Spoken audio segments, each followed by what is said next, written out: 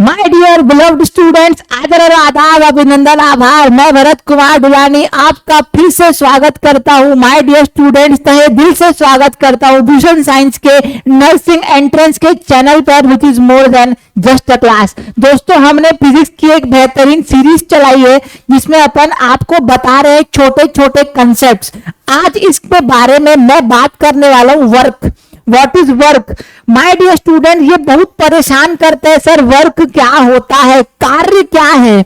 अच्छा, ये कार्य का गति और ऊर्जा से क्या संबंध है? कार्य का, वापिस बोल रहा हूं, गति और ऊर्जा के क्या साथ क्या संबंध है? मतलब वर्क का वेलोसिटी और एनर्जी के साथ माय डियर स्टूडेंट क्या संबंध है? थोड़ा डीपली एनालाइज करते हैं इसको इस छोटे से वीडियो में। दोस्तों, इत्मीनान से, सुकून से देखना, 1.5 में नहीं, 1.75 में नहीं, नॉर्मल स्पीड में देखना, सब समझ आएगा। सबसे पहले माय डियर स्टूडेंट समझते हैं वर्क क्या होता है। दोस्तों, अगर आप वर्क का जो सिंपल सा कंसेप्ट है वो ये है कि अगर आपका फोर्स किसी भी बॉडी के पॉइंट ऑफ एप्लीकेशन को डिस्प्लेस करता है तो उसको अपन वर्क बोलते हैं। इसका मतलब सपोज करना ये रिमोट है ना, ये रिमोट मेरे हाथ के ऊपर रखा हुआ है, ठीक सर, बहुत बढ़िया। अब अगर मैं अपने पंजे से, मतलब अपने पाम से इसको धक्का दे रहा हूं तो यहां पे ये फोर्स लग रहा है और ये डिस्प्लेस हो रहा है, सर बहुत बढ़िया। इसका जो मैंने अपने पंजे से फोर्स लगाया वो फोर्स अगर किसी बॉडी को डिस्प्लेस कर दे रहा है फोर्स के पॉइंट ऑफ एप्लीकेशन के डायरेक्शन में, उसको बोलते हैं फोर्स, उसको बोलते हैं वर्क। अच्छे से समझाता हूं। सपोज करना ये आपका एक बॉडी है जो एक प्लेन ग्राउंड सरफेस पे रखी हुई है, ठीक। यहां पे मैंने लगाया फोर्स, ये फोर्स लगाया एफ वेक्टर है। अगर ये पॉइंट ऑफ एप्लीकेशन, अगर ये ए पॉइंट ऑफ एप्लीकेशन आगे मूव कर जाता है कोई एक्स डिस्टेंस पे, मतलब फोर्स के लगने से सर इसका डिस्प्लेसमेंट होगा, ये तो समझ आता है, एकदम कॉमन सेंस है। अगर फोर्स के लगने से ये डिस्प्लेसमेंट होता है तो अपन इसको लिखते हैं एफ डॉट एक्स। इसी को दोस्तों नाम दे दिया जाता है वर्क। इसी को दोस्तों नया नाम दे दिया जाता है सर वर्क। अब ये इतना सिंपल कंसेप्ट है कि आप लोगों को फिर भी तकलीफ होती है। अब आपको तकलीफ नहीं होगी। फोर्स का अगर मल्टीप्लाई कर दिया मैं डिस्प्लेसमेंट के साथ तो उसको अपन क्या बोलते हैं सर? वर्क। अब दोस्तों ये समझने के लिए अच्छा है, पर मैथमेटिकली इसको लिखते हैं ऐसा। मैथमेटिकली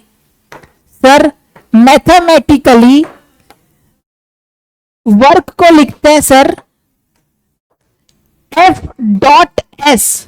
यहां पे डॉट क्या है सर? यहां पे डॉट है आपका dot product, force into dot product displacement, इसको बोलते हैं सर डॉट प्रोडक्ट। और इसको अपन मैग्नीट्यूड वाइज लिखते हैं एफ डॉट एस का, एफ और एस का sir cos theta. Sir S क्या है? एस है डिस्प्लेसमेंट किसका sir? Displacement of the point of application of force, point of application of force. अब दोस्तों समझना, यहां पे मैं पॉइंट ऑफ एप्लीकेशन क्यों बोल रहा हूं, ये समझने वाली बात है। सपोज करना दोस्तों आपने ये दीवार ली, दीवार पे रखा है स्पॉन्ज। दीवार पे क्या रखा है सर? स्पॉन्ज, ठीक। स्पॉन्ज मतलब वो जो दबाने वाला नहीं होता है, जो दब जाता है, फोम या स्पॉन्ज बोलते हैं उसको, ठीक है। अब मैंने यहां पे फोर्स लगाया एफ, तो ये पॉइंट है मान लो ए, ये वाला पॉइंट क्या है सर? ए, ठीक। अब जब मैं इसको धक्का दूंगा क्या आप लोग बोलोगे वर्क हुआ कि नहीं हुआ? देखो यहां पे कंफ्यूजन आता है, ये कंफ्यूजन ही दूर करने के लिए वीडियो बनाया है। लोगों को और बच्चों को क्या लगता है कि सर अगर आपने फोर्स लगाया तो बॉडी का डिस्प्लेसमेंट वर्क बताता है। नहीं भाई, बिल्कुल नहीं। यहां पे मैंने स्पेसिफिकली बोल दिया है displacement of the point of application of force. दोस्तों यहां पे जब आप स्पॉन्ज पे फोर्स लगाओगे ना तो स्पॉन्ज दब जाएगी। स्पॉन्ज क्या होगी सर? ऐसे दब जाएगी, देखो ऐसे दब जाएगी। एक सेकेंड, स्पॉन्ज ऐसे दब जाएगा, दबेगा कि नहीं दबेगा? सर बिल्कुल दबेगा, सर बिल्कुल दबेगा, फोम है ना यार, दब जाएगा। लेकिन क्या स्पॉन्ज एक्चुअल में मूव किया? नहीं, स्पॉन्ज मूव नहीं किया है। मूव क्या किया है sir? Point of application of force. इसका मतलब सर यहां पे वर्क हुआ है, डेफिनेटली यहां पे वर्क हुआ है, डेफिनेटली यहां पे यस वर्क इज डन। कभी भी वर्क को बॉडी के डिस्प्लेसमेंट से नहीं नापना है। बॉडी का वर्क नहीं कब होगा? जब उसका जहां पर फोर्स का पॉइंट ऑफ एप्लीकेशन है, अगर वो फोर्स के डायरेक्शन में मूव कर गया, इसका मतलब वर्क हुआ है माय डियर स्टूडेंट्स, वर्क हुआ है माय डियर स्टूडेंट्स। अब दोस्तों, वर्क और एनर्जी का क्या संबंध है आपस में, थोड़ा वो समझते हैं। ये तो समझ आ गया सर वर्क क्या होता है ना, एकदम। अब थोड़ा सा बात करते हैं एनर्जी के ऊपर।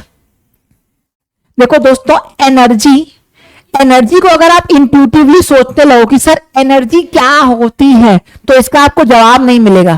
क्यों? क्योंकि एनर्जी दिखती नहीं है, एनर्जी फील होती है। अरे यार, आप किसी बीमार आदमी के पास जाके बोलते हो, क्या बोलते हो उसको? सर बीमार आदमी के पास एनर्जी कम है। क्यों? क्या आपको दिखती है क्या? नहीं, आपको महसूस होता है कि वो चल फिर नहीं पा रहा है ना, अच्छे से काम धंधा नहीं कर पा रहा है, इसका मतलब उसके अंदर एनर्जी कम है। तो सर आप एनर्जी को फिजिक्स में कैसे डिफाइन करोगे? My dear students, the internal capacity to do work. अगर कोई बॉडी के पास एनर्जी है, इसका मतलब क्या? वो वर्क करने की क्षमता रखता है। Internal capacity to do work. अगर मैं काम कर सकता हूं, मतलब मैं फोर्स लगा सकता हूं और वो फोर्स किसी बॉडी के पॉइंट ऑफ एप्लीकेशन को डिस्प्लेस करा सकता है। इसका मतलब माय डियर स्टूडेंट्स, मेरे पास क्या है दोस्तों? मेरे पास एनर्जी है। ये कंसेप्ट होता है वर्क और एनर्जी का, एकदम फंडामेंटल लेवल पे आपको समझा रहा हूं, ऐसा कोई नहीं कम समझाते हैं। कोई भी एनर्जी आप internal capacity to do work को ही अपन एनर्जी बोलते हैं। अब इसके बाद एनर्जी के बहुत सारे टाइप्स होते हैं, और वर्क और एनर्जी कैसे रिलेटेड है? वर्क एनर्जी से ऐसे रिलेटेड है, उसको अपन आप अच्छे से जानते होगे, वर्क एनर्जी थ्योरम से। ये वर्क एनर्जी थ्योरम से दोस्तों दोनों रिलेटेड है।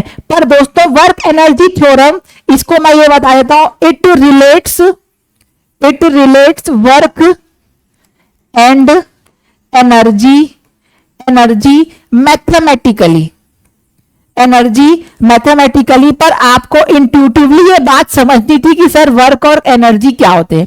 अब दोस्तों, वर्क या तो कांस्टेंट फोर्स कर सकता है, या तो वेरिएबल फोर्स कर सकता है, या तो फिर ऐसा फोर्स हो सकता है जहां पे फोर्स बहुत इनफाइनाइटली स्मॉल हो। तो उस पर थोड़ी सी चर्चा करते हैं। डिफरेंट टाइप्स ऑफ वर्क,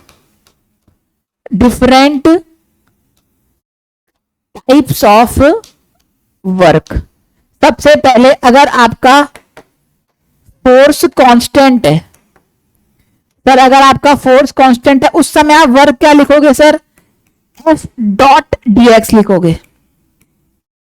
अगर आपका फोर्स एक बॉडी को बहुत छोटा टाइम के लिए बहुत छोटा ही डिस्प्लेसमेंट कर पाया, तो टोटल dw मतलब वर्क, dw क्या होगा सर? F dot dx। और इसको जब इंटीग्रेट करोगे तो आपका आ जाएगा क्या सर?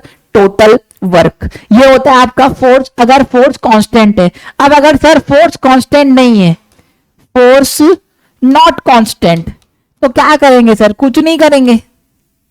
इस केस में क्या होगा सर? ये इसको W लिख सकते हैं, ये हो जाएगा F। क्योंकि फोर्स कांस्टेंट है तो इंटीग्रेशन के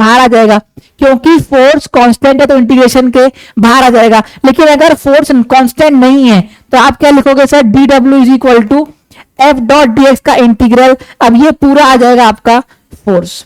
ये आपका क्या आ जाएगा माय डियर स्टूडेंट्स? पूरा आ जाएगा फोर्स से आ जाएगा पूरा टोटल वर्क।